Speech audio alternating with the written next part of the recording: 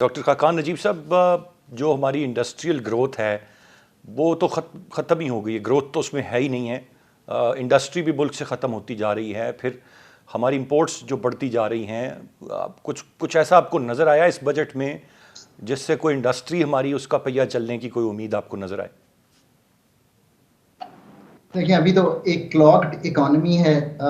Dollar liquidity crunch है, वो perennial भी है, बहुत ज़्यादा हुआ है। ऑब्वियसली मैं तो हमेशा पूछता हूँ, where is the Pakistan plan.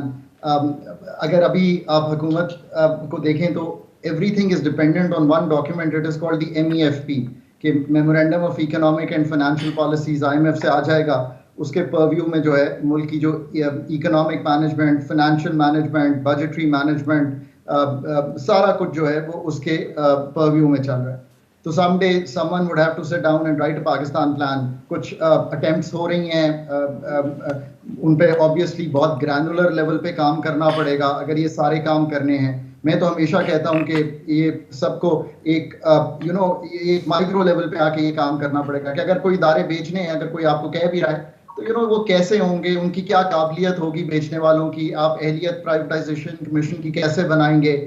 आपने अगर मुल्क को डीरेगुलेट करना है या अगर आपने लिबरलाइज करना है तो 1991 में अच्छी स्पीच की थी मनमोहन सिंह ने, मैं कई बार पढ़ता हूँ अपने आप को रिफ्रेश करने के लिए। जब मैं PhD का स्टूडेंट था तब भी पढ़ता था।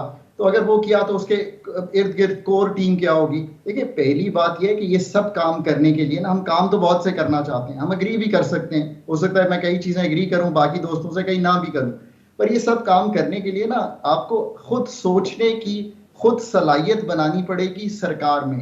क्योंकि हमने आउटसोर्स सी थिंकिंग की हुई है, हम बहुत डिपेंडेंट है कि उनका प्रोजेक्ट आ गया, उससे ये हमने ले लिया। पहले ये मान लें कि आपको एक कोर टीम डेवलप करनी पड़ेगी हर मिनिस्ट्री में, हर एरिया में, और फिर कुछ खुद फैसले भी करने पड़ेंगे ना। आप अपनी सलाहियत खुद बिल्ड करें। Your thinking process is largely broken. As I always say कि policy is all about human beings. तो ये सारे ह्यूमन बीइंग्स ही देंगे।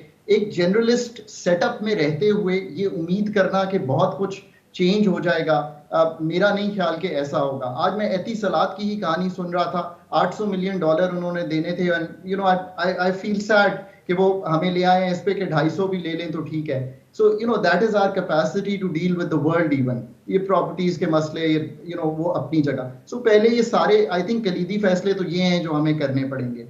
उसके बाद फिर पाकिस्तान का प्लान रखेंगे। लेट्स होप कि अक्टूबर में कोई ऐसी गवर्नमेंट आती है जो खुद ये बिलीव करती है कि हमने ये सलाहियत पैदा करनी है, कि हमने खुद सोचकर आगे लेकर चलना है। बहुत सी यूनिवर्सिटीज, बहुत से लोगों को इन्वॉल्व करना पड़ेगा।